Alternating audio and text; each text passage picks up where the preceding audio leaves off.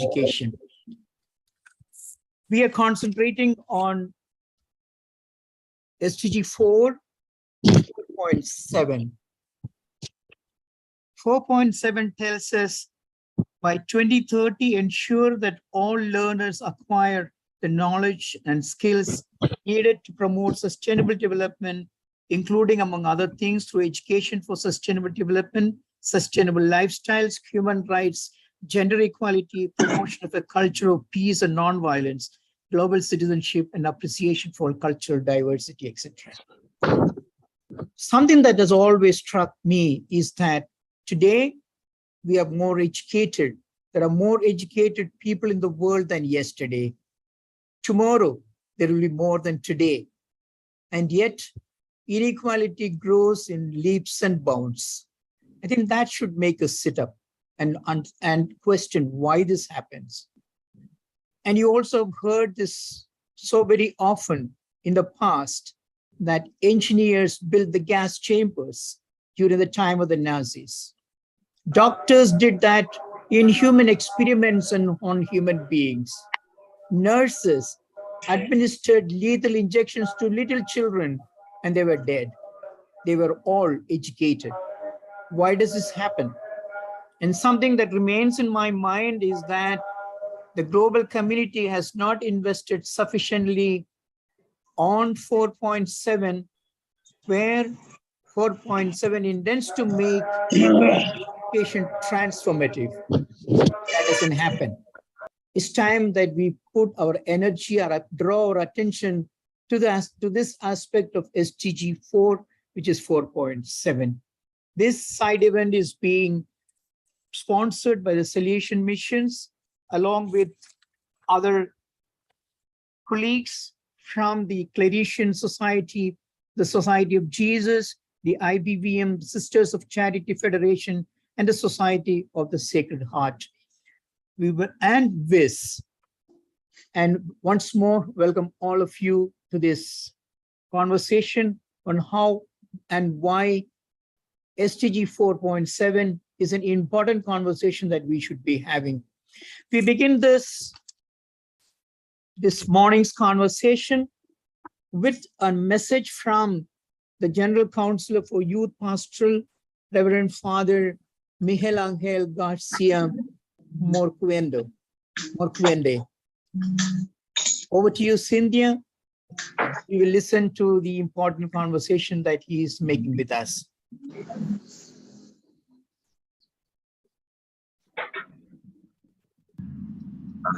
Good morning, and my warm welcome to each of you to this important side event during the high-level political forum. My congratulations to you all, participants, speakers, and panelists.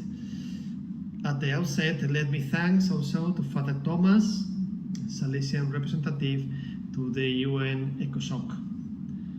Thank you to all who have successfully contributed to the development of these sessions. The educator in our institutions, the Salesian congregation, full of concerns for the daily needs of young people, is aware of his transformative impact in the educational, social, and even political fields. Don Bosco, our founder, was a person really committed to educational approach and becomes a great builder of educational works for the new generations, to whom he transmitted many values through schools, through culture, professional training. His boys were trained to be upright and competent workers, social actors with great civil sense and active citizenships. A moral message for the times of them and of course and now. For us, it's necessary to fine-tune an intellectual and emotional intuition of the world of youth, especially of the most abandoned ones. We are already present in 134 countries with more than 3,000 schools, 700 Tibet centers, 90 high educational centers, and in addition, more than 1,000 centers and services dedicated to the most needed youth population. We deeply believe that education, if it is not holistic, is no longer effective. Society must take it possible for all people to receive an integral education based on dialogue, on the responsible use of freedom, on the discovery and development of the skill we have, on autonomy as a capacity for self-regulation of each of us, on empathy towards other people. In short, its interest is to turn us into citizens with balanced feeling and with the possibility of developing our competencies. I believe that this is the frame of reference for the meeting we are starting now, the values of the Sustainable Development Goals. Without these values, education cannot be transformative, we know. The more the young are educated to values, the better they can work for making this world a better place, where peace and justice reigns, and where no one is left behind. And this is also the message that the Pope contained in his call for a global compact on education. And don't forget the upcoming Transformational Education Summit, September 2022. It is indeed very opportune that the UN Secretary General, Antonio Guterres, is convening to this summit in September. The two calls, one from the Pope Francis and the other from the UN Secretary General, so well in line and mutually supported. I think more than any other goal, 4.7 refers to the social, humanistic, and moral purpose of education. It explicitly links education to other SDGs and captures the transformative aspirations of the new Global Development Agenda.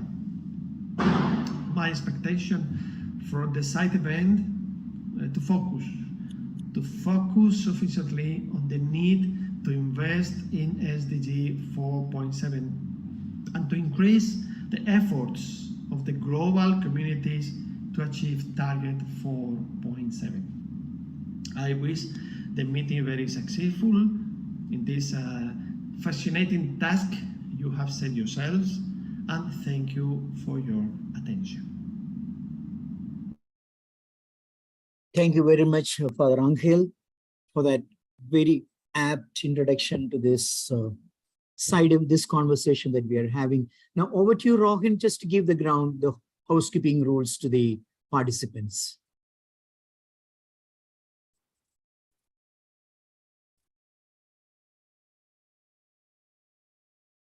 Just take a note of the housekeeping rules. Keep your microphones muted and the regular things that we say. We have time at the end for the Q&A for you to participate in this conversation from wherever you are. Rohan, are you saying something?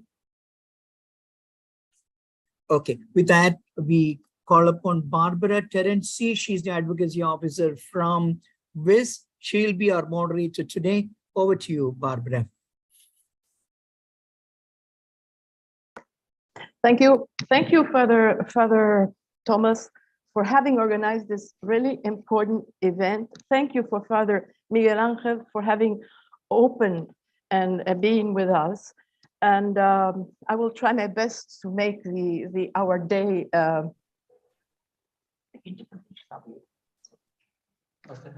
to make our day the best. Father Thomas is reminding me we have interpretation from English to Spanish and vice versa. A big thanks also to Angel, who is helping us, and all the people who are around us. Now, I would like to pass the floor to Miss Paulina Tandiono, the UN Office of High Commissioner for Human Rights in Geneva.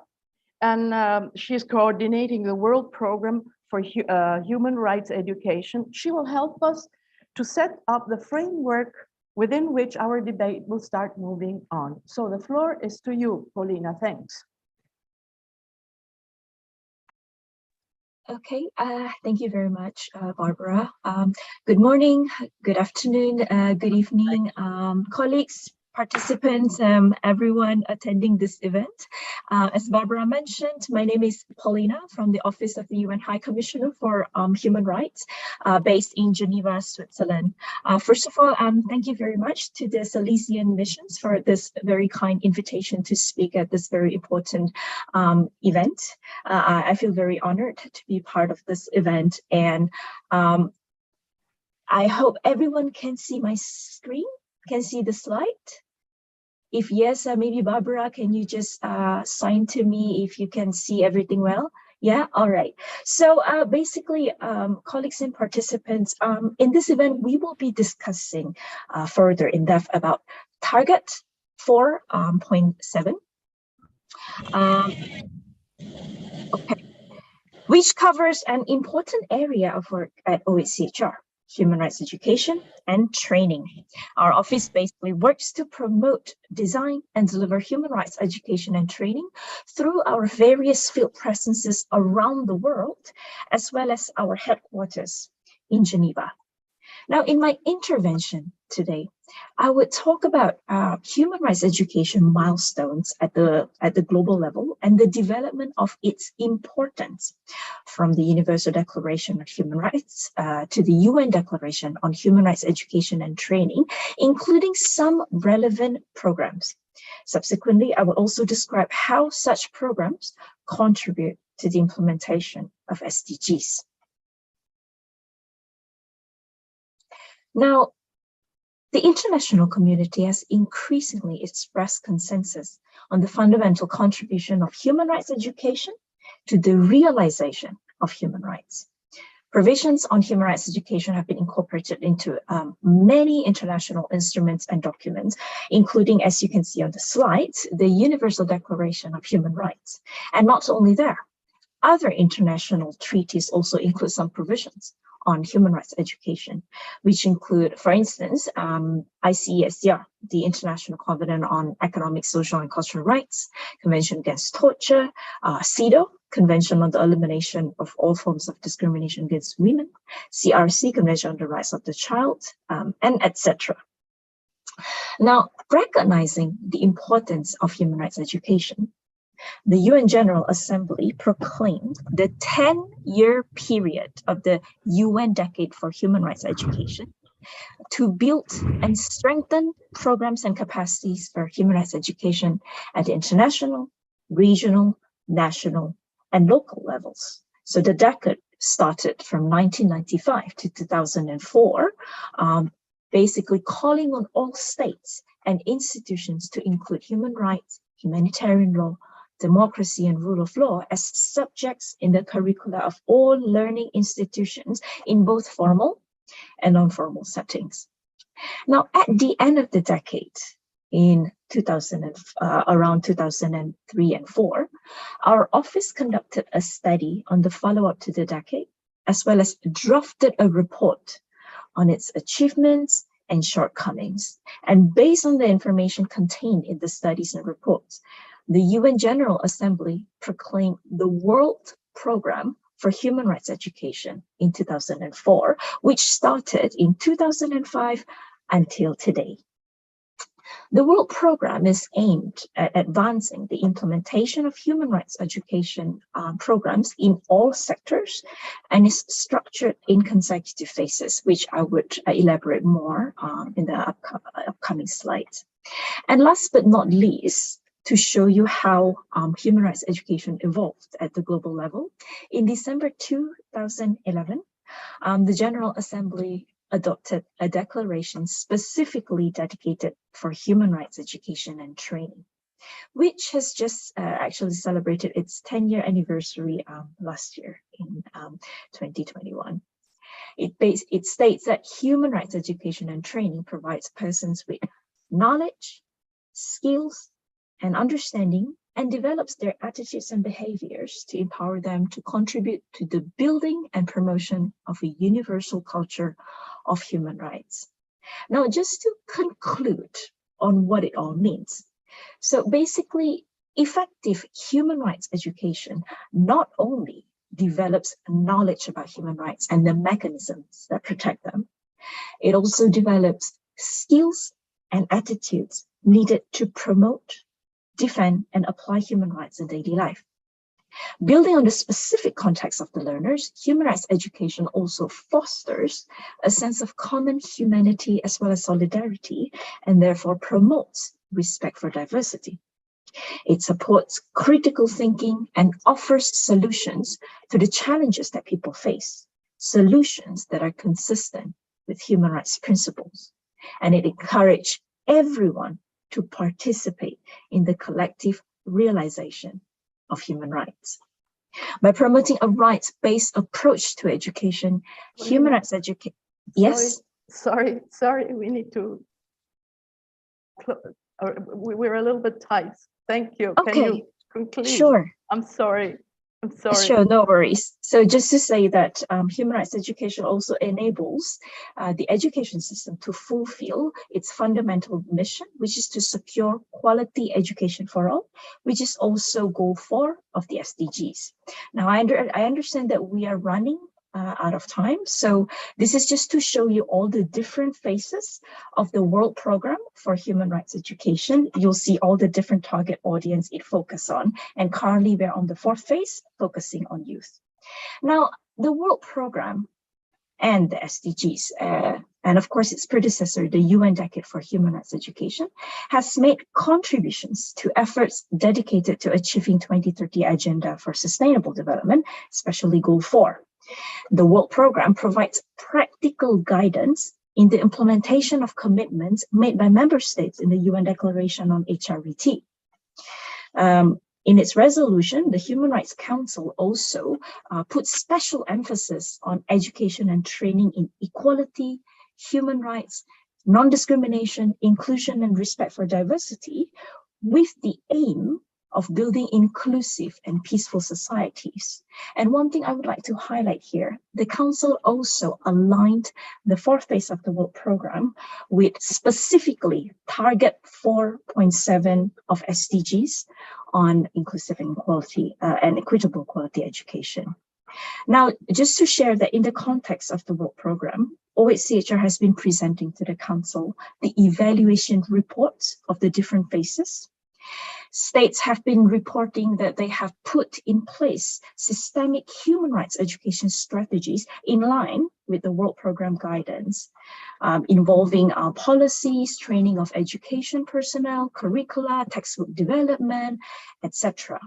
However, one thing that we notice is that from the reports is that they signal how we rely on uneven reporting practices from states, and often on very anecdotal evidence in terms of capturing progress in the area of human rights education and training. And therefore, there is indeed a need for a more solid methodology for the international community to be able to collect and share advancement and good practice with a view to inspire more effective action. So this is why we have been supporting the Danish Institute for Human Rights, for example, in the conceptualization and development of a human rights education indicator framework for target 4.7, which will not only assist implementation of the World Program, but also of Goal 4 on quality education. Now, allow me to just conclude by saying that by fostering inclusion and participation, promoting solidarity, and preventing violence and conflict, human rights education constitutes a powerful strategic investment for building a just, peaceful, and equitable future for all. Just to quote our Secretary General, the UN Secretary General, in his report, Our Common Agenda, education, quality education is indeed a foundation for tolerance, peace, human rights, and sustainable development. And therefore, it is important to invest in quality education, including human rights education, in order to unlock progress towards SDGs to leave no one behind. Thank you for your attention. Thank you, Paulina. It was really a great push to start with. Now, finally, we have really a framework to refer to. Now, I would like just to highlight again one feature of our event. We are really global because we have speakers from all over the world and participants from over the world. Now we should pass to our third speaker. And I would like to remind everybody, unfortunately, as always, time is our boss. So we have at the most 6 minutes, and before the last minute, I will try to make a signal saying we're at the last minute to close up. I'm very sorry. I'm passing the floor to Father Thomas for introducing our next speaker. Father Thomas, the floor is yours. Yeah, I'm taking this role away from the moderator and taking it because Henry is a very special friend of mine. Someone who started his human rights protection and promotion from the time that he was a student. And therefore, he is the real ideal human rights defender that I have found in my life. He's there on the street today, in the court in the afternoon. Next day he's in Delhi, and then he's there at Geneva, and then back to the ground the next day. This is the way that we'll have to take human rights protection and promotion forward. And he's the best person suited to address us on human rights education that he has been spearheading over the last 2 decades. I'm following him for the sake of getting time moving quickly. Sampath Kumar will be a student who has started his human rights education from the time he was in the 8th class, continued on to his high school, to his college, and then he will be pursuing his postgraduate studies again at one of the most prestigious universities in India. So I invite him to soon after Henry, so that we can quickly move on with our program. Henry, over to you, waiting to hear from you. Thank you, Pali. I hope I'm audible. Good morning, good afternoon, good evening, friends. A special assurance to the moderator. The 6 minutes will be strictly adhered to. I'm sure that makes you happy. I am going to speak about a story that was collective, a program that all of us held together, a program through which we all grew. And as we grew, we came to hear about the story and the foundation that Paulina just spoke of, about the world, about the UN Decade for Human Rights Education. We started doing without knowing that the decade was on. These are the secrets of the United Nations several times. In 97, we started with 9 schools, just because there was pressure put on us that we needed to respond to teachers in campuses. Students like me, who have always taken the backbench in classroom, started working with teachers towards putting the human rights that we spoke into practice in schools. And there was the inaugural of what we call the Institute of Human Rights Education, of which one major partner was Pali Thomas, who's here today. But let me remind you, the content of our human rights education and the partners were very serious in their human rights. That has led another partner from Maharashtra, Teesta Setalwad, to be in jail today. So we have partners and partners. We have partners in New York. I'm happy we have partners in a jail as well.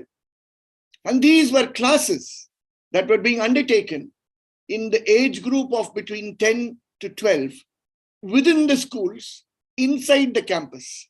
That is where we started, with an introduction to human rights as a module that we developed, child rights being the second module, and the third module being discrimination. And it moved into states of this country, vast country, into 8 different languages, and covering almost 2 million students. 2 million students in 22 states of this country, partnered with a variety of actors. Human rights cannot be a monopoly. Human rights is best done when we partner. And human rights education was that. While we define education, thus we are all painfully aware that it is a distant vision. Education has never been the engine for furthering human rights of every human being at any time in our history. And therefore, it became very difficult for us to be able to bring our curriculum in a manner that would be appreciated by students. Our curriculum had to have stories, but the stories of those who are forgotten in society, because those were the students who were going to listen to their teachers. The stories that are never spoken of in campuses. The people who are never referred to in our textbooks were the people who were focused, and their versions and their hard stories became the basis of our human rights education that was undertaken by teachers inside classrooms. Later, of course, it went outside the classroom into clubs as well. And what is important for us is to understand that the teacher underwent a transformation as much as the student underwent the transformation. The books that came out were not books that were confined to the classrooms. The books were read by parents. The books were read by siblings. The books were challenged at home. The patriarchy that existed within the family was being challenged. And thus this human rights education that was confined technically to a classroom spread into the school campus, and from the school campus into the homes of the students and the villages of the students, bringing a lot of change, which I think was necessary for our country. But the impacts were amazing to us. The impacts that it brought was really amazing.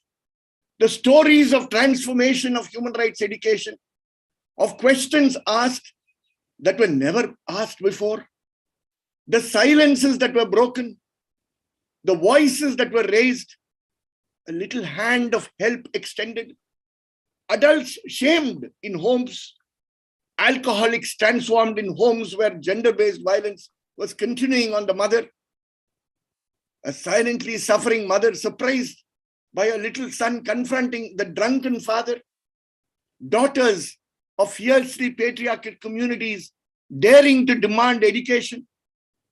I can go on. The stories were shocking. Henry, Shocking. 1 minute more, sorry. Very, very revealing. I will please you at the end. A 12-year-old student of human rights education in an area notorious for female infanticide interceded and ensured that that child was not killed. Here was the remedy that the country, that this global democracy, the India that we claim, which did not perform during the UN decade for human rights education, could have taken it forth to ensure that many of our problems are solved.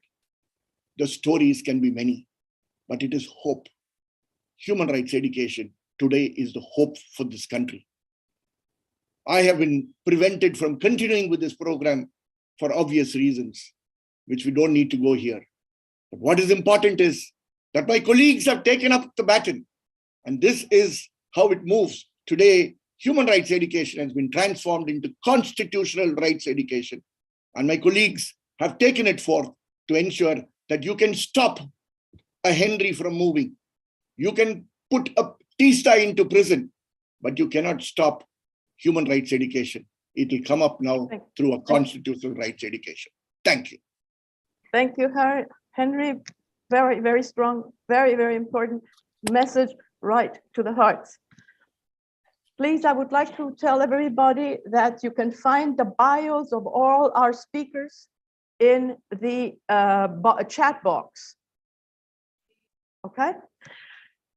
This will give you an idea also of how many people and from where we're all working together. Now it's the turn of Mr.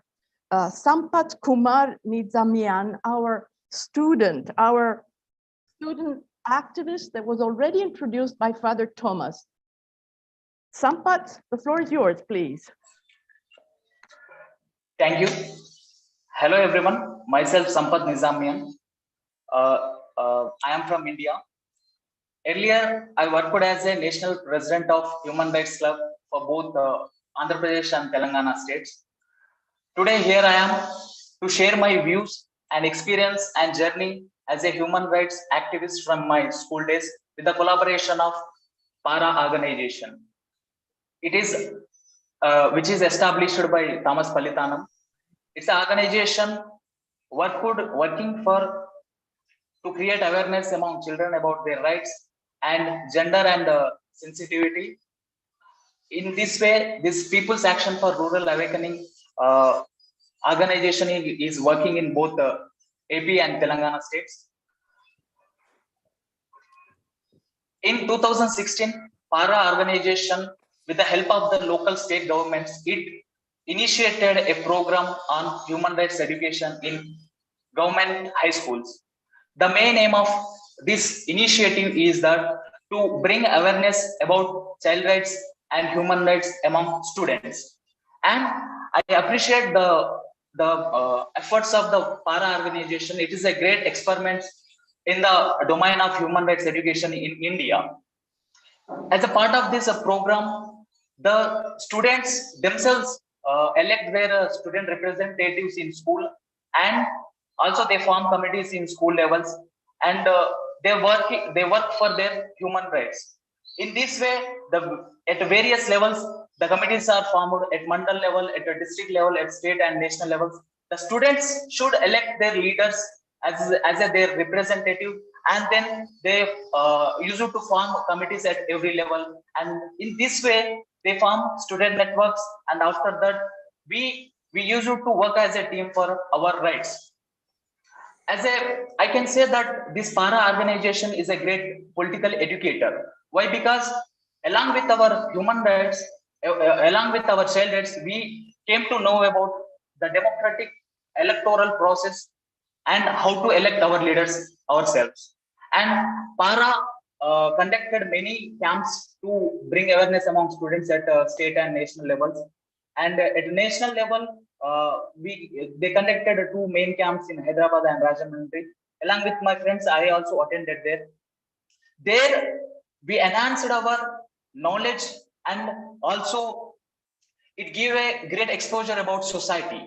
There we learned about human rights history and child rights history, and also we came to know about the international organizations like UNO, Amnesty International, and Red Cross societies which are working for human rights on world state, and at the same time children welfare committees and juvenile justice board and many NGOs which are working all over India for child rights. And we engaged there with third gender persons who are fighting for their rights, for their dignity, and we talked with them. And at the same time, we engaged with many NGO activists. We spoke with them, and it gave a great exposure to us. At the same time, we interacted with the local political representatives and also the officials who are working in domain. This gave us a great exposure about child rights and human rights. And see, one thing is that knowing things, and also it is not enough. When we put it practice, then it will be very fruitful. The things which we are learned here in these camps, after we went to our schools, we conducted many programs to give exposure to the remaining friends about their rights. And we are in our schools, we used to give complaints to our principal if there is any problem regarding the food, regarding the sanitation, regarding the books. If there is a syllabus is not completed, we used to go and ask the principal. And at the same time, we asked the school management to give a chance to students to participate in the school management committee as a representative of the students. Though these things seems very teeny right now, but at the age of yeah, sure, ma'am. At the time, these seems very revolutionary. So in this way, we are become aware about our human rights. And in a recent time, I want to bring that the human rights and civil liberties are in severe danger in India. The intellectuals who are fighting for their rights and liberties, they are stamped as anti-nationals, and they are sending in jails, and they are threatened. This is a dangerous signal for individual liberties and rights in India. It is not a good signal for a democratic country. And the government despotic acts are now threatening the constitutional basic structure. As we know that the French Revolution slogan, liberty, equality, and fraternity, which has inspired many constitutions right now in threat in India. So to save these constitutional values, we should stood for our rights as a one community. And for this, the awareness is very important in India. Thank you. Yes, I want to thank Celestian and also Thomas Palitanam for the thank you. Sampath, great words, important words, especially from a young person. Thank you. Now, we try to go a little bit more ahead, and I would like to call to the floor Miss Lily Gray. Now, Lily, she is liaison officer and education program specialist with UNESCO in the New York office, and she will help us to go through the decade of education to sustainable development and its impact on the Agenda 2030 and future plans. You have your 5-6 minutes, Lily. Thank you. The floor is yours. Thank you, Madam Chair. Good morning, good afternoon, good evening, everyone. I'm also very delighted to join the speakers, but all of you here today, especially dealing on initiatives and insights around SDG 4.7. I'm particularly happy also to build on a previous intervention by my colleague from the OHCHR, who cited the Secretary General's quote about the important role of quality education to tackle all major challenges in the world. And indeed, I don't want to take too much time on the challenges we're facing. I think we are all aware of them, from violence and armed conflict, from climate change, biodiversity loss, increasing socioeconomic inequalities, the spread of violent and hateful ideologies, youth unemployment, to rising intolerance. And of course, we see that almost everywhere, somewhere in the world, we are facing climate change-related challenges. And indeed, the message is clear. Sustainable development and peace are inconceivable without deep and far-reaching challenges in society, the economy, our relationship with the natural world, and assumptions built into our cultures, traditions, values, and behaviors. These required changes represent a huge learning challenge for humanity, and education has a role to play in promoting that change.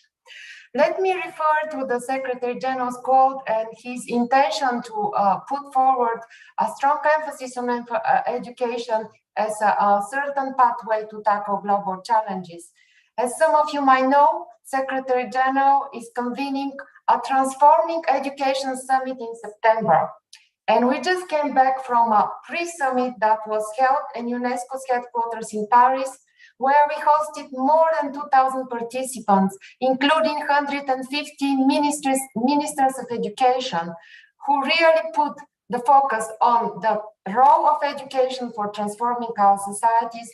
They work on particular action tracks to advance this transformation taking place within the education systems, and then spreading the changes and transformation across our societies. And of course, SDG 4.7 is indeed a very key target within the approach to education. During the pre-summit and in the preparations for the Transformation Education Summit, there are lots of focus, emphasis, highlights around SDG 4.7. For us, for UNESCO, we consider SDG 4.7 as transformative education, as it involves teaching and learning that motivates and empowers learners to make informed decisions and actions at the individual, community, and global levels. With the focus on sustainability, global citizenship, health, and well-being for all, transformative education implies ensuring that curriculum, pedagogy, learning materials, schools, and learning environments are meaningful for the social, political, economic, cultural, and environmental context, and actively contribute to building a just and sustainable future. In this perspective, education is more and more discussed beyond the long-established tradition of receiving or giving systematic instructions. It instead focuses on lifelong learning and encourages learners to think for themselves, but also of themselves as agents of change and see themselves as part of society and the global community. So this is what some of the previous speakers talked about. Indeed, education and learning should be centered around that notion. SDG 4.7, if solidified and systematically implemented, will help achieve not only Sustainable Development Goal 4, but also Goal 3 on health, environment-focused goals 6, 13, 14, as well as Goal 16 on governance and peace. Because SDG 4.7 helps transform the education sector so that it can fully deliver teaching and learning for engaging head and hands and hearts of learners.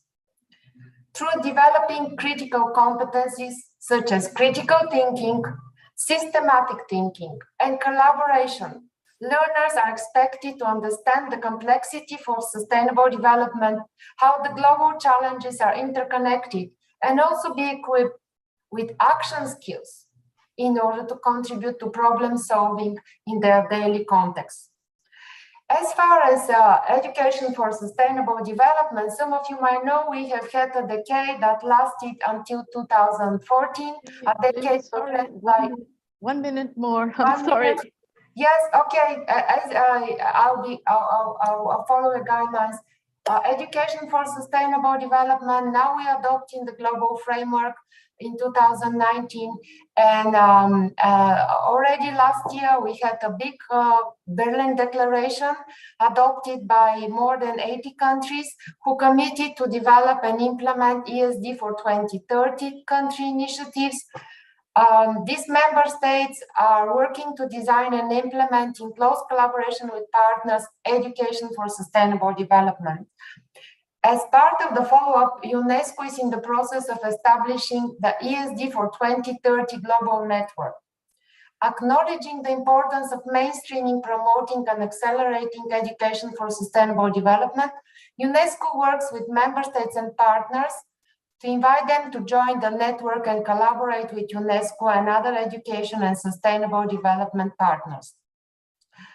Under this framework, UNESCO's goal is to raise knowledge, awareness, and action for green transition in time of climate crisis, for example.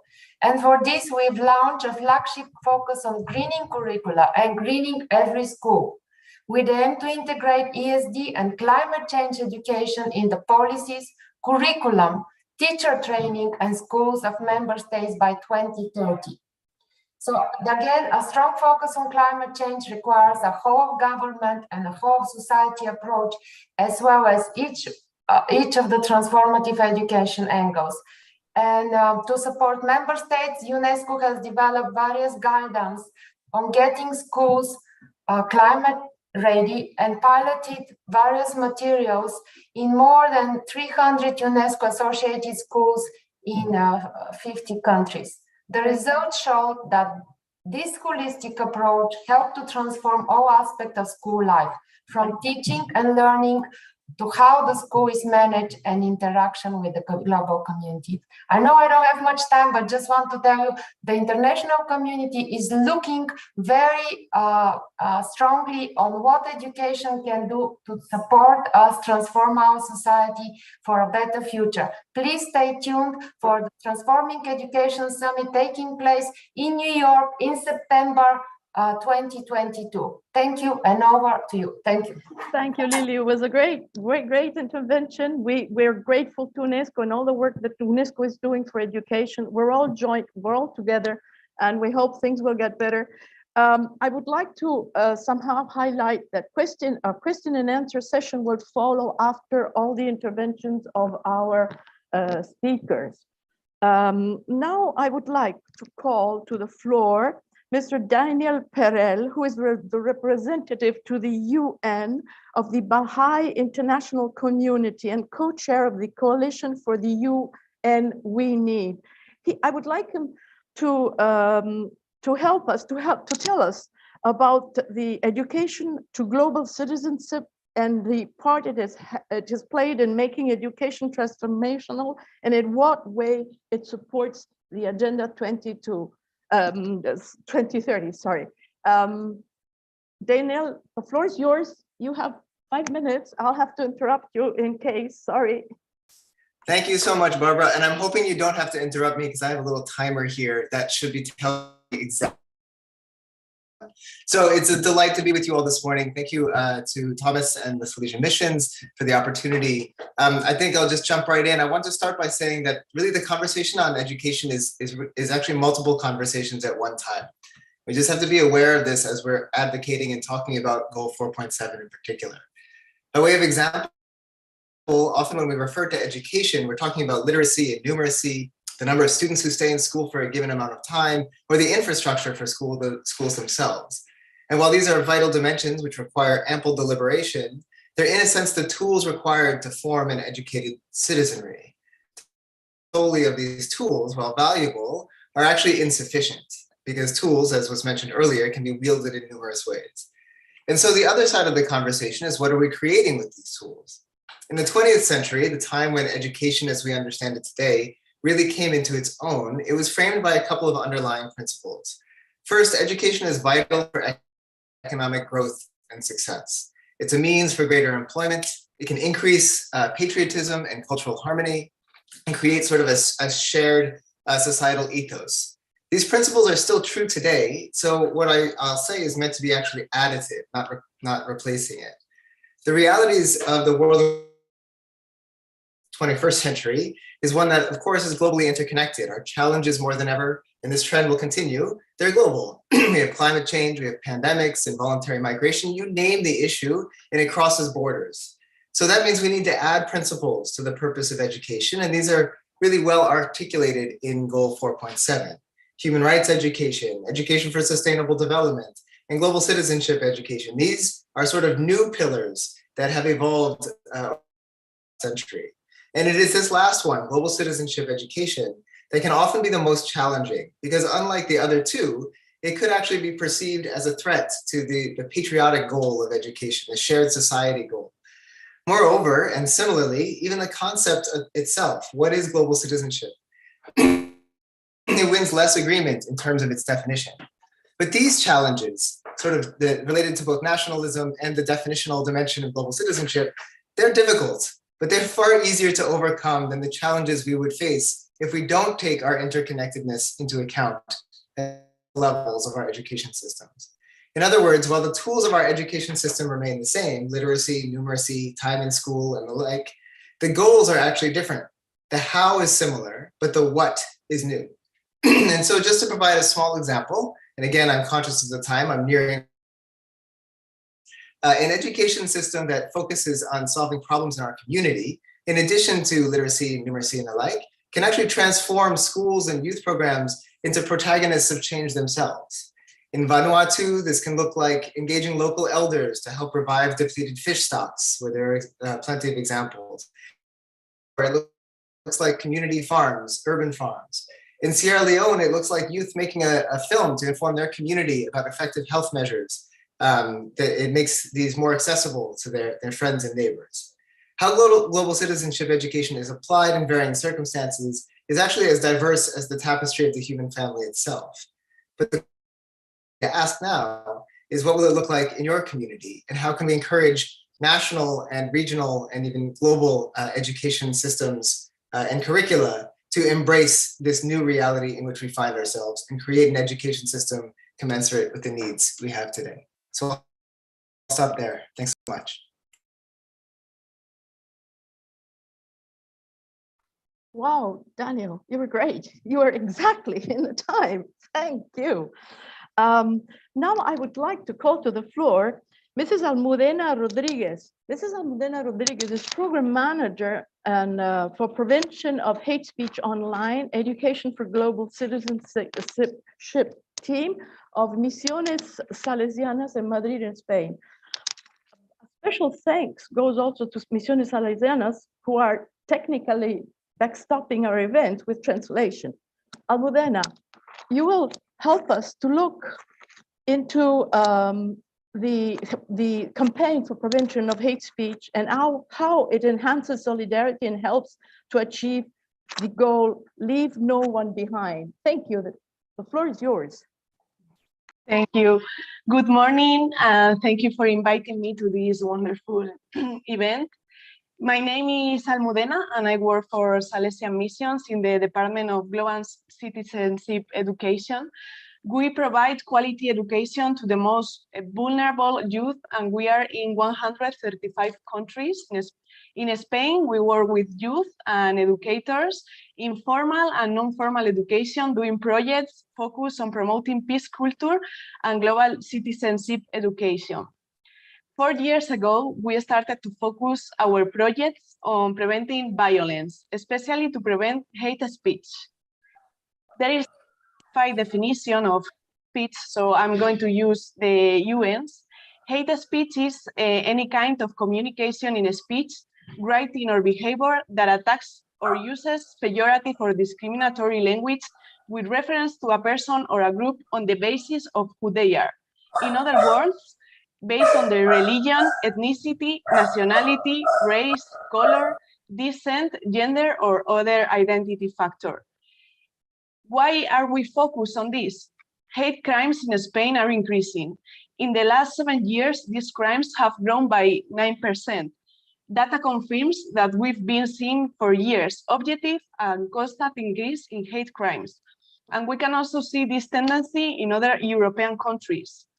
Internet and social media are the most used means to commit hate crimes. So we ask ourselves, are the young people in our schools and youth centers suffering this?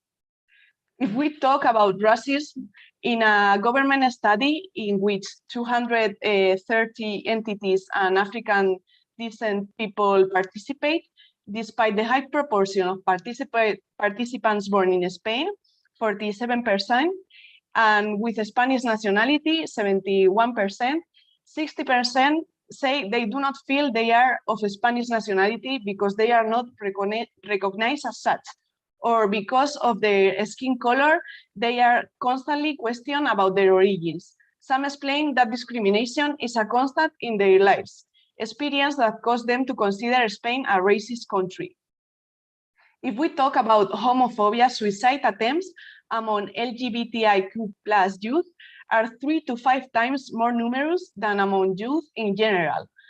On average, almost 50 LGBTI youth commit suicide in Spain each year, and another 950 LGBTI youth attempting. Almudena, tienes que cambiar la slide. Sorry, it's not, the slide is not moving. No? Oh. PowerPoint. I don't know what happened. No sé. No sé. But doesn't matter. Okay. Remember that you have 2 minutes more. Okay. I'm going to try to share my screen all the time.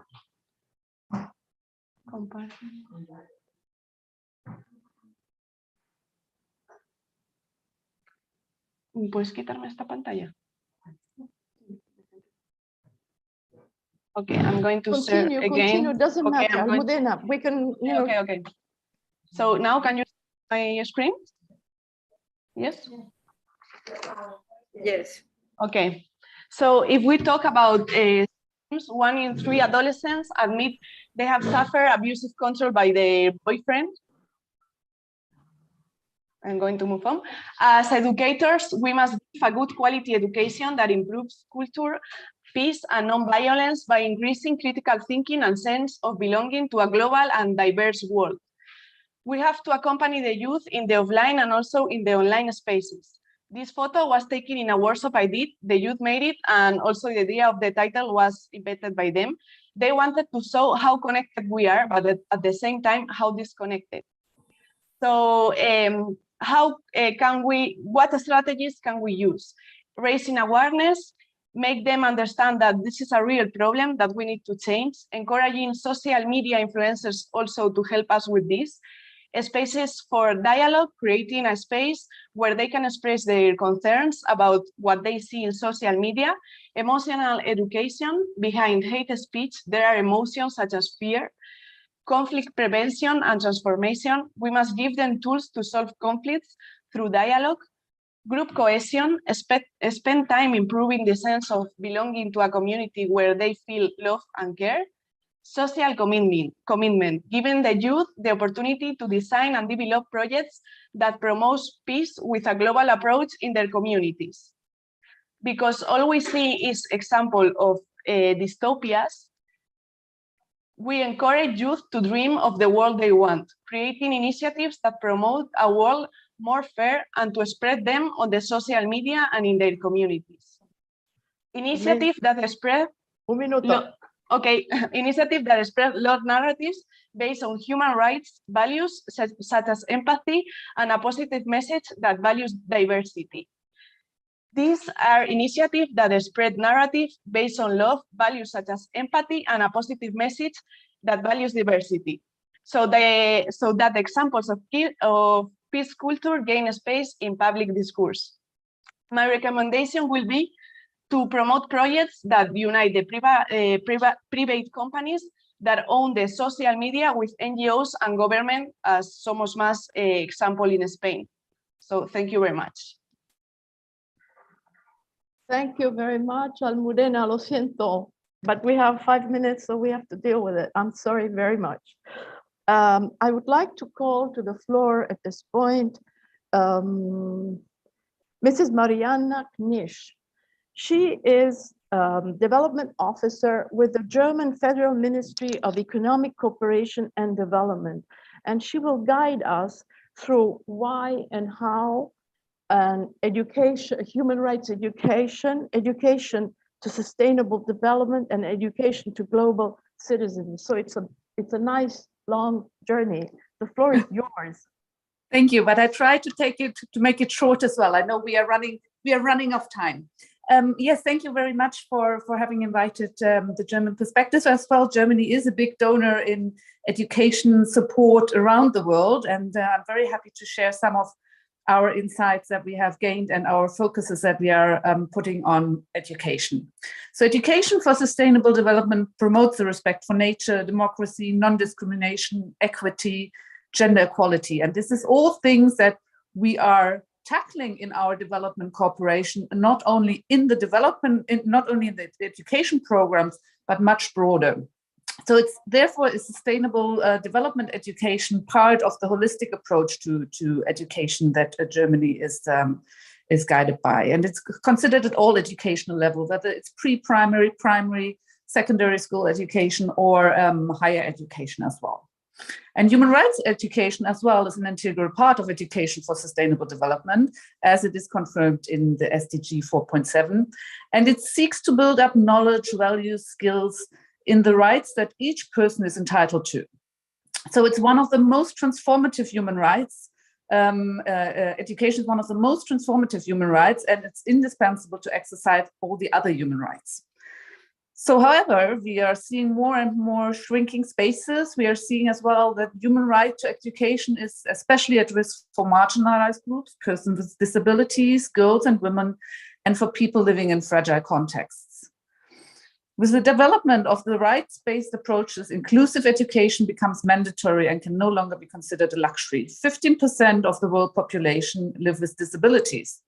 At present, persons with disabilities often have no access to education. In developing countries, only 46% of boys with disabilities and 33% of girls with disabilities finish primary school.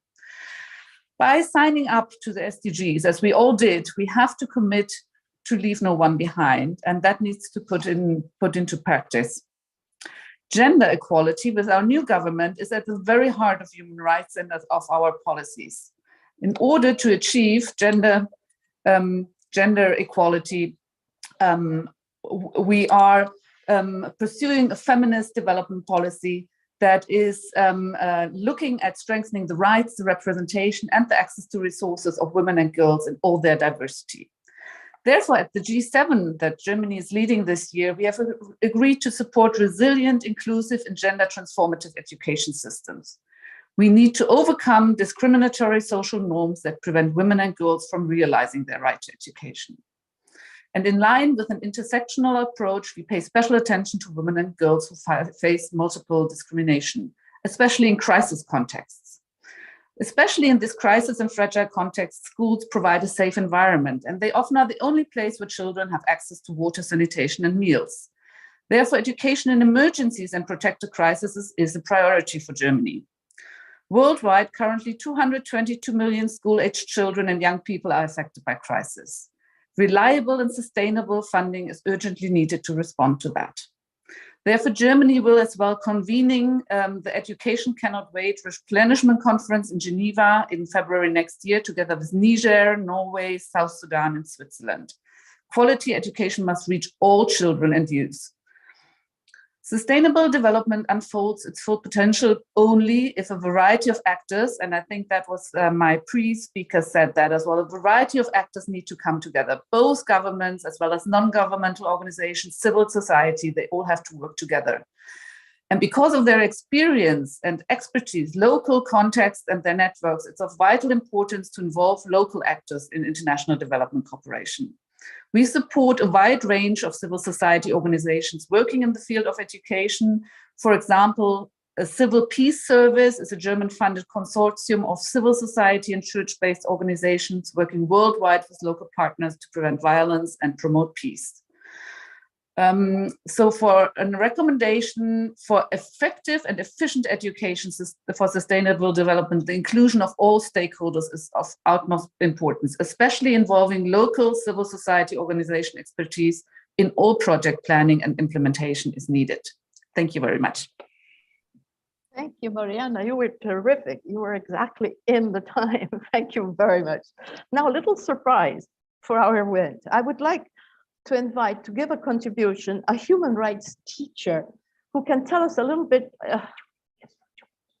Oh, Father Thomas is telling me that unfortunately our teacher did not join up. What a pity. I would like to thank all our speakers up till now before passing to our question and answer session. And I would like to give the floor again to Father Thomas, who would like to thank in person. Thomas, it's your turn. We still have time. So please, those who like to ask the panelists any questions or you want to clarify things, you're most welcome. Now, Barbara will monitor your, you can use the function for raising your hand. There have been some questions in the chat box.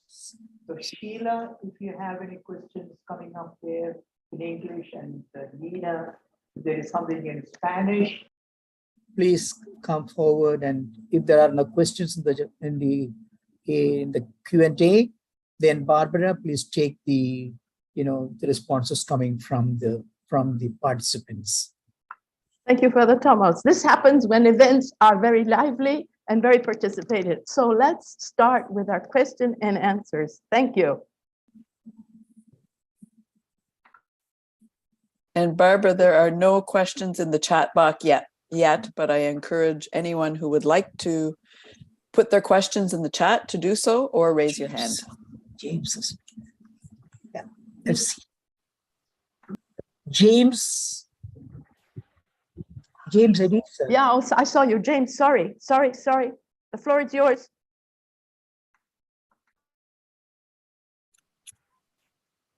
Hola, buena tarde. Espero se encuentren bien. Mi pregunta, y agradecerle a los ponentes de su maravilloso compartir, que nos deja a nosotros una posibilidad de enmarcar un camino y enrutarnos con este fenómeno de las ODS. Lo llamo fenómeno porque es una estrategia maravillosa para poder unirnos y crecer y desarrollarnos en nuestros ambientes. La pregunta es la siguiente, cualquiera la puede responder. ¿Qué sugerencia nos pueden dar sobre cómo articular todos estos elementos, todas estas teorías y todas estas metas y cómo medirlas en nuestros contextos socioeducativos?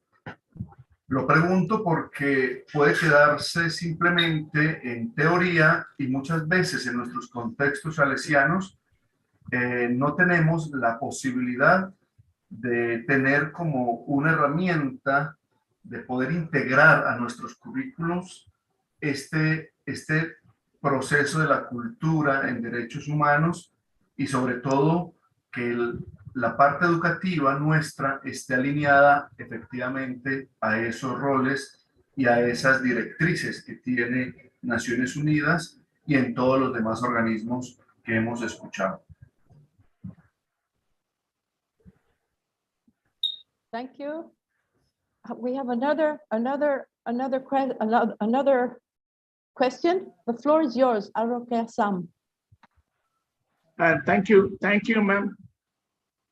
Thank you for the opportunity. I have no question. Just to 1 minute about our experience of conducting constitutional rights education in our area, in Tamil Nadu, in other states, in India. In fact, I am very grateful to you and to the organizers for organizing this very, very useful session in this time. And particularly on the topic, invest in SDG 4.7. In today's context in India, the human rights education or constitutional rights education is very, very important. As Mr. Henry rightly pointed out in his presentation, and other gentlemen about his experience. And we, as the collaborative effort from different civil society groups in 3 states, we are taking up constitutional rights education for children in communities, in hostels, in schools. And we have formed several clubs in communities, and we involve different sectors like groups, school education department, and Catholic and CSX schools, and teachers associations, and so on. And focus on the foundation of young citizens in values based on human rights and constitutional rights. Really, we are grateful to Israel for supporting us in this great effort, and the German government. And really, it is the need of the hour. And it's very important to us to take up our effort further. Thank you so much for organizing this time session. Thank you so much once again.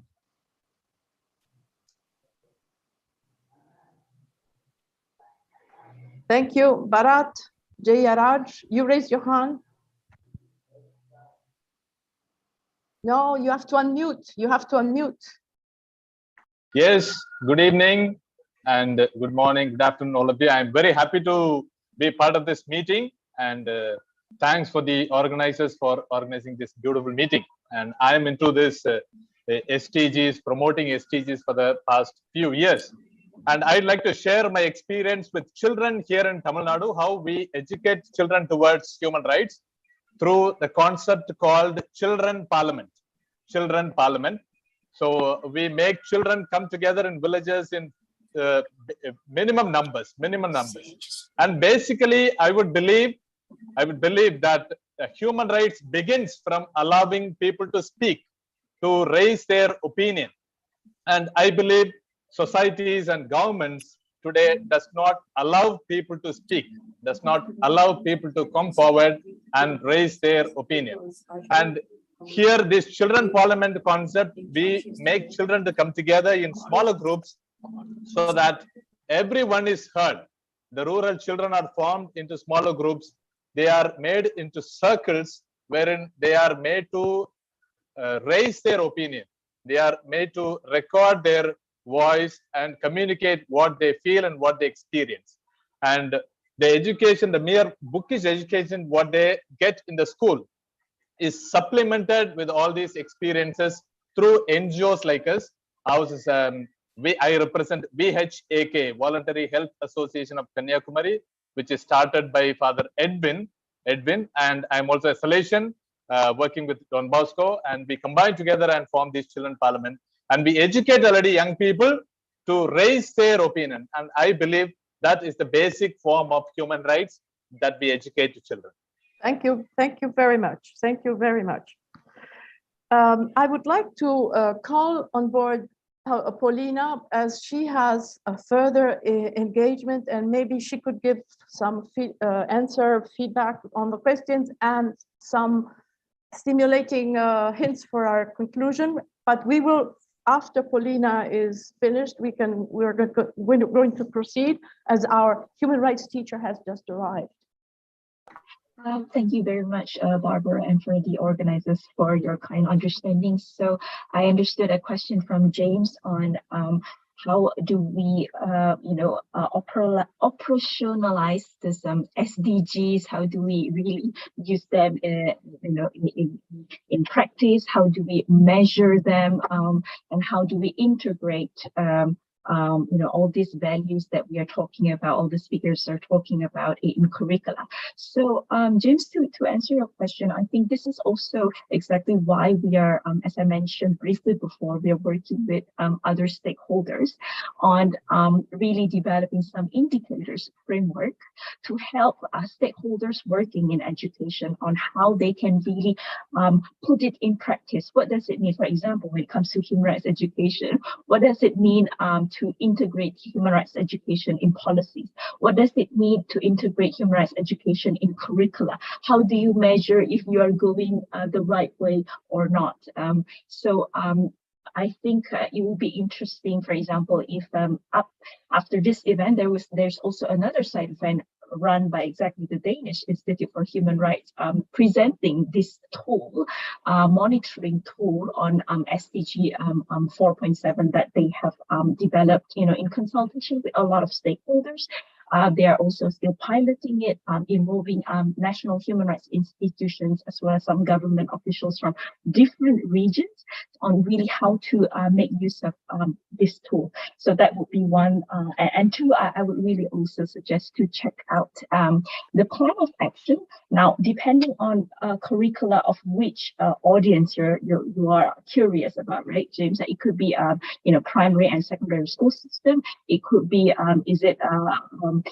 human rights education for youth in non-formal setting, depending on the audience, or even, for example, human rights training for civil servants, for military personnel. I mean, depending on the target audience that you're interested in, I would really suggest to check out the plan of action under the World Program for Human Rights Education, which is really step-by-step guidance on how to strengthen implementation of human rights education or training, depending on the target audience. I will shortly share it on the link, and again, depending on which target audience you're interested in, you can have a look and see how it could be useful for your work.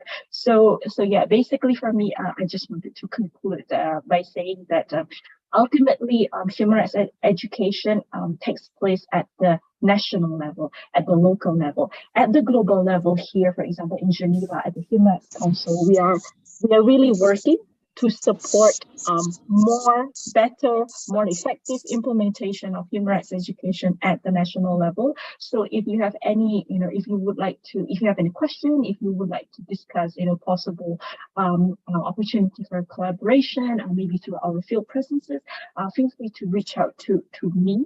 I think I shared my slides with the organizers, but I put the email there in case any of you would like to have a conversation. Feel free to reach out to us. Thank you, Barbara. Thank you, the Solution Mission. Thank you, Paulina. In regards to all the friends in Geneva, you're all really very, very clever and effective. Now, I would like to give the floor to Sheila Smith, who has some questions that have arrived. Yes, there are 3 questions. And so I will read all 3 and then invite any of the speakers who can address that topic. Maybe one speaker per question could address the topic that might be appropriate to their area.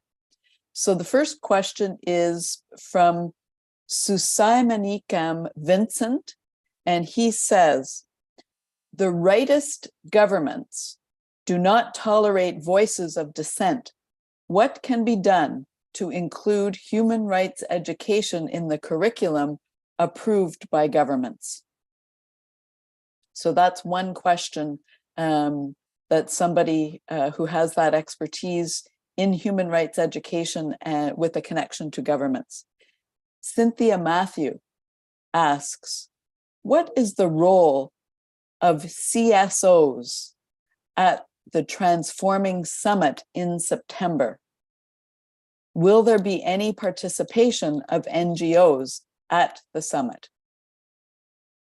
And the final question for now is from Jimmy Okulu from Uganda. And his question is, he begins by saying, I am so grateful for this conversation. I am in promotion of education in my rural area in Uganda. The education is basically in all areas of our country, but in the villages, I am in the quality of education.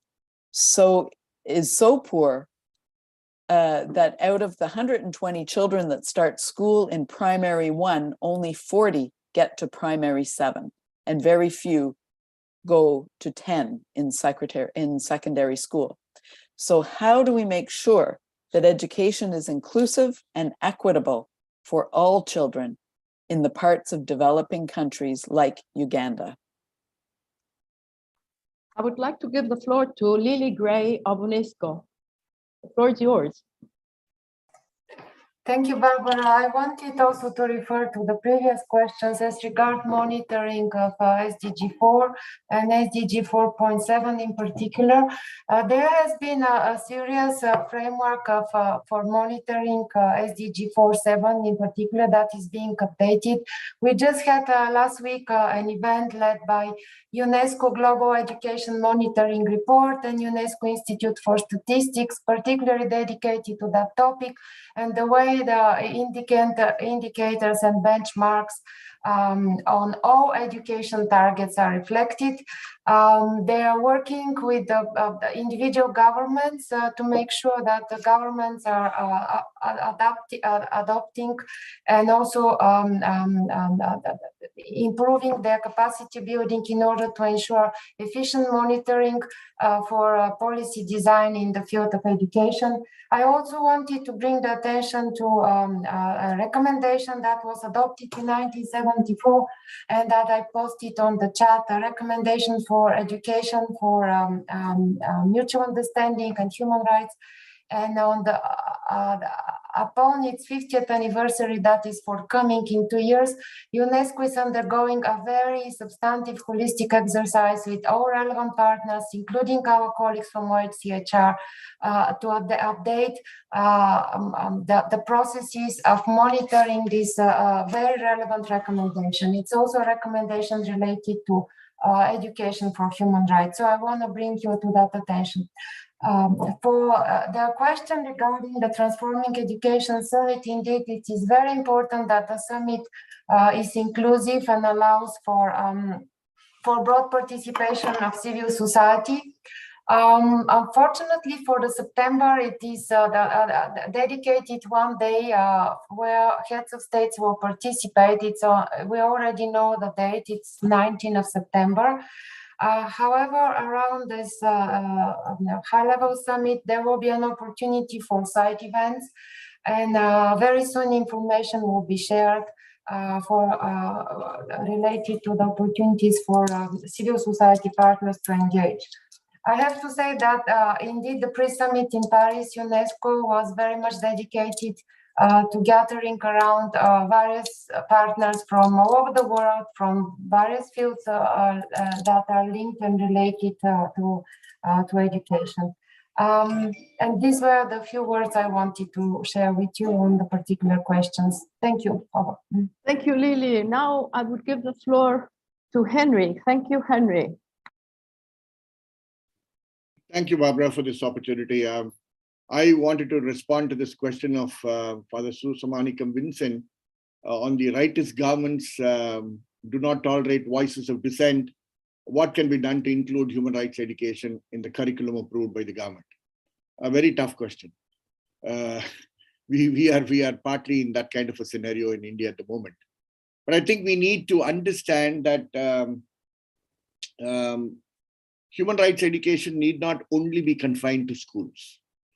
Wherever we have schools, and since we are talking a lot about congregations who are present here, all of them have schools. So primary responsibility is to ensure that every congregation which has presence in the United Nations resolves that they will promote teaching of human rights in their schools. Call it what you want, but rights education is part of your curriculum. That is one way. The other way is when formally the government doesn't allow you to enter into schools because they are very, very, very repressive in their in their nature, is to ensure that we work in communities. We all work in communities, and therefore within communities we have found possibilities. And there was an example of the constitutional rights education that was shared by my colleague. That can be done in communities, and that has been a lesson that we have learned. And the third, and very strongly I recommend this. I'm sorry Paulina has just left, but she was referring to the Danish Center for Human Rights. And I want to call upon the Office of the High Commission. They are a division which works with national human rights institutions. Please, for God's forsaken purpose, when you accredit a national human rights institution, make sure that institution promotes in practice, not in their so-called seminars, but in practice, the promotion of human rights education on the ground. That is what a National Human Rights Commission needs to get itself accredited through the Subcommittee on Accreditation. You put the pressure through the Subcommittee on Accreditation and start monitoring, then you will see these repressive governments and their countries will slightly start changing. That is the suggestion I make. Thank you. Great, Henry. I completely share your words. Communities have to have the possibility of having their voices heard. And now again, we have another contribution from Daniel. Daniel, the floor is yours. Thank you so much. These were excellent questions, and I just want to respond quickly to two. First is on measurement. I think it's really important to always be thinking about this. But just to provide a little bit of context, we didn't always know how to measure other dimensions of education or development. In fact, I might suggest that we still don't know how to measure actual human development, reducing it often to economic indicators. It isn't like GDP is a message from God. It was by people, which means that we can iterate and we can modify. So then in the field of education, what's necessary is likewise an iterative process. We know what we want to see in our communities, and the degree to which it's being achieved is what we need to measure. So what are some of the indicators that we could think about? And this is a little outside the box. So we want to see youth taking initiatives to improve their societies. Okay, so are there youth groups? Are there more this year than last year? Are they characterized by gender equality? Are they intergenerational? Are we learning about what's most successful? This iterative process can really help us develop indicators as we learn. Now, the second question I want to address, and it's jumping right off of what Henry was just contributing, is about human rights education being integrated in certain populations. And I wish to offer a quick example of a concept that I've heard called constructive resilience. And this constructive resilience I know of is within the context of how the Baha'i community is responding to state-sponsored persecution of Baha'is in Iran, including explicitly their exclusion from education. So what they've done, instead of trying to compete with the government, because there's a tremendous power imbalance there, is they've established their own independent education networks.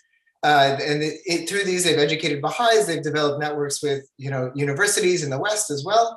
And they're also engaging with their friends and neighbors at the community level, which is what Henry was referencing. And so, these community connections, they're often also dissatisfied with the discriminatory approaches that their government is taking. And they engage in these activities together. And what happens through this strategy is two things. First, the community is not being adversarial towards the government. Often when it is adversarial, the government just says, see, look, they're against us, just as we've been telling you. And secondly, the community builds strong relationships and friendships through their genuine concern for the well-being of all. And over the course of time, this can shift the culture. And now in Iran, advocating for the freedom of the Baha'is has actually become an indicator of the commitment of human rights defenders in Iran to the well-being of all. So it's a slow process, but this constructive resilience actually does have an impact. It just takes patience and dedication. Sorry about my throat. Thank you. Great magic word, resilience, Daniel. You said really, this is another thing, another concept we have to hold on because it's important. And partially, it's what also the Global Compact through the Pope tells us. He tells us 7 steps precise through which we can do our action and helps us to build up an educational humanity. Now the floor to Mariana Knirsch.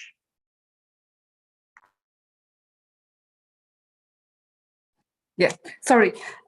Yeah, I was very impressed by our colleague from Uganda that was making the point about quality of education. It's not only teaching children or young adults, it's as well as how and what we teach. And especially in the rural areas in less developed countries, the quality of education is often very, very, very bad. So inclusive, equitable education, how do we get that to rural areas? And I mean, the Global Partnership on Education, the huge fund that a lot of donors and private foundations as well are supporting, is trying to do exactly that. Work on the ground with the local education groups, try to get as many CSOs, local CSOs as well, into the local education groups to plan education at the country level in order to be inclusive and be equitable and reach as well more remote areas.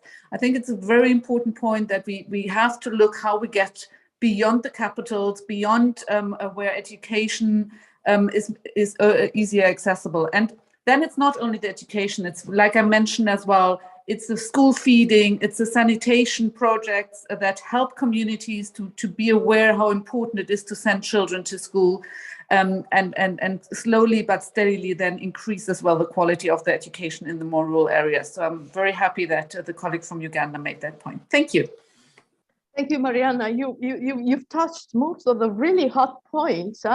The local groups, the importance of going to the field, to the grassroots, hearing the people, being available, the importance of teaching, the need for a holistic approach also in the interventions in terms of education. But I would take this opportunity to link on the surprise that I had announced before. We have finally the human rights teacher who would like to share his experience with us. So if you don't mind, we're going to steal 5 minutes more, 10 minutes more from all of you, but let's give an opportunity to Martin Sudhakar to tell us what was his experience. Martin, are you there? Yeah, ma'am. Thank you. Thank you so much. Are you hear me? Yeah, okay. Good evening to all the participants and panelists in today's high-level political forum on sustainable development. It's my privilege to introduce myself in the ongoing journey of human rights education. I am T. Martin Sudhakar. I have been working as human rights education teacher since 2007. The HRE program was started in Andhra Pradesh with the cooperation of People's Watch under the leadership of Sir Henry Tiffany sir, and by the able and inspirational guidance of Father Thomas Palithanam through PARA. PARA, it means People's Action for Rural Awakening, Rawalpalam, Andhra Pradesh. This HRE program helped us a lot to impart and inculcate the culture and awareness of rights and responsibility to the children. We experienced a remarkable change in attitude, character, and educational standards of each and every child. Though I am a biology teacher, it gives immense satisfaction as a HRE teacher because I am helping a lot to the budding innocent children, particularly girl students. It's a pride to us as our students K. Jerubabel and Sheikh Sadiq Pasha participated in UNO program, which is possible only through HRE only. I thank respected moderator and Father Thomas Palithanam for the memorable opportunity given for this occasion. Thank you, one and all. Thank you so much. I just want to compliment Martin Sudhakar. He's one of the best human rights teachers we have ever had. Not only did he take up human rights education, but after starting human rights education, the whole educational standard of the school itself has grown up.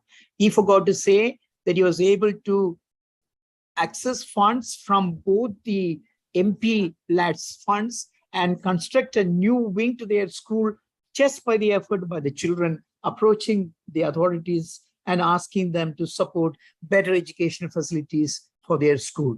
So congratulations, Martin, for being here and for the great work you have done in collaboration with IHRA. This was a missing link in our panel of not Thank you so much, Father. Thank you so much, Father. So thank you. Well, I would like, I've been moderating, and so I would like to thank for being in this role. I would also somehow highlight what we as these are doing in this area. We have a very intense program regarding education and also advocacy at the UN level, at even European level, in this direction. So this has been really, for me, a big honor being here together with all of you and having the possibility of sharing experience. I would like to, we've had a tour de table of the various speakers. I would like to ask if any one of you want to share any more inputs. And I would also like to thank everybody who has made this event possible.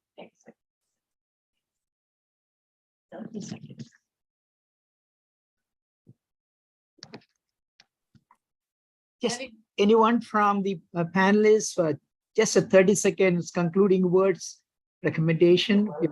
Otherwise, we move to, you can raise your hand and then we move on to conclusion. Anybody wants to make a last? Yeah. I'm not seeing any hands. So then we are right on time, not too bad, 4 minutes into the program. My duty now to thank everyone who has made this possible. Of course, starting with Barbara, our moderator, did it so very well. I know she had to cut off some speakers, but that's because, you know, we didn't have the time to give all that.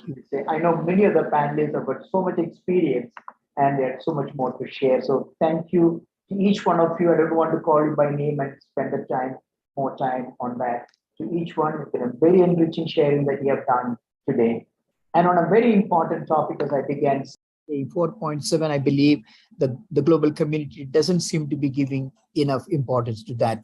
Today, we have said, we have put it in the forefront, one. So thanks to all the moderators and to Barbara, all the panelists and to Barbara for having done the moderation so well. Angel, I can see you translating, interpreting the whole program. It must have been very tiring for you doing it for nearly 1.5 hours. So thank you, Angel, and support from Sheila for the Q&A and Lena for the Q&A. And also Maria was sitting by the side of the moderator, holding on her arm, saying that it's already time. So please remind the panelists that, it's time to wind up. So Maria, thank you very much. And then this would not have been possible, but for the support of the other organizations, Rohan from the Claretians, who managed the entire, the Zoom meeting, prepared the background for that. Cynthia has been working quietly at the back, putting all the bios of our eminent panelists on the chat box. Teresa had been tweeting, I forgot to say that Teresa Couturan had been tweeting important messages from the panelists right through the program. And Sheila, as I said, was on the Q&A. And Janet, who was here, and she had been also clarifying points about the Zoom platform, etc. And then we have, I'm almost through. I don't know if I miss anybody in mentioning now. So thanks to all the participants. Some are going to sleep, I guess, soon. They'll keep you awake. Some are into your evenings. And then we at New York, we begin a whole day. And I just want to tell you once more that the VNR, the World National Review, is going to start now from this afternoon onwards. And it's an invitation for each one of us that when we are at the high-level political forum and the VNRs take place in the country, is a great opportunity to get our communities, as Henry was saying, and our students were saying, to involved in monitoring what our country is doing, particularly in the field of human rights protection and promotion. So thanks to each one of you once more. let's hope that education really becomes a leveler. And the more we put emphasis on 4.7, we can live in an equal world. Inequality will grow, justice will reign, and there will be peace and joy and contentment all over. Thank you very much. Bye for now. Bye-bye. I'm taking a good snap of the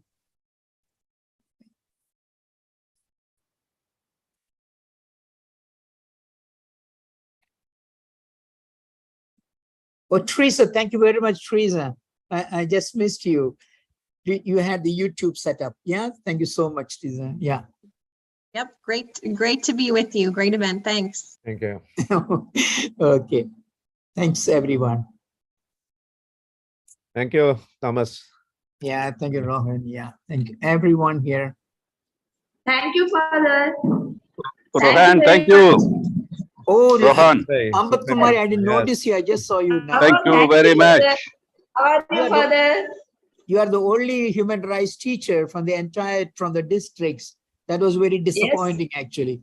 You tell the others, tell Father Anil, because nobody is there from the human rights teacher except you and Sudhakar. Okay, Father. Thank you. Thank you, Father. Thank you, Father Henry. Sorry, Mr. Henry. Thank you, Father Henry, sir. Thank you very much. Father, thank you so much, Father. Thank you. Very good, Sudhakar. Teresa, thank you again. Good. So we leave now, okay? So, shall I? Rohan. Yes. Okay, Rohan. Yes. Teresa, you managed to meet on YouTube, is it? Was it on YouTube, Teresa? Yes, YouTube was. Yes. It's still streaming now, actually. You need to stop it. And all the best for tomorrow's program. Tomorrow's same side event. We should have mentioned that. Maybe you should have come in and said that there is this another side event taking place tomorrow at the same time on 4.7. Yeah. Well, we can say it now to anyone who's still here. Henry. There will be another event also on SDG 4.7 tomorrow at the same time. And I will put a link in the chat box.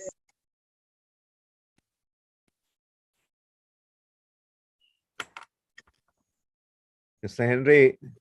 Yes, nice to Rohan. see you again. Yes. Nice to see you. I was waiting for this informal time to say hello to you. Thank you. Thank you. Hello. Thank you.